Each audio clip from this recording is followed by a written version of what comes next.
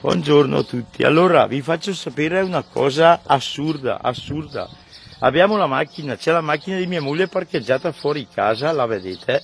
La vedete? Perché oggi è a casa dal lavoro, con i vetri abbassati. E la polizia municipale di Cazzago San Martino ci ha dato 42 euro di multa perché abbiamo aperto i vetri. Qua sono tutti quei vetri aperti, chissà perché proprio solo da noi. Allora, mi vengono a dire che il codice della strada prevede che i vetri siano chiusi, ma scusatemi tutti, se io ho appena portato fuori l'auto, c'è il sole, permettete che lasci giù i vetri della macchina? Bene, questa è la barzelletta del giorno.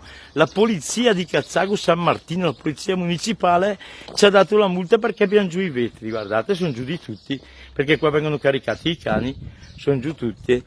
Bene, questa è la barzelletta del giorno del comune di Cazzago San Martino, va bene? Qua c'è la casina, avete visto?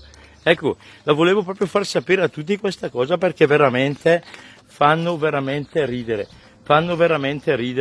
Dare 42 euro di multa perché uno ha giù i vetri dell'automobile. Io sicuramente non gliela pago, lo sappiano subito, glielo dico subito, non sarà pagata, andremo davanti a un giudice di pace e sono sicuro che perderanno subito questa causa. Però con tutti i problemi che ci sono a questo mondo, vai là, li affido a te Santa Madre perché qua l'umiltà è caduta veramente per terra, va bene? Sono incavolato nero perché queste cose non si fanno, assolutamente. Ciao a tutti.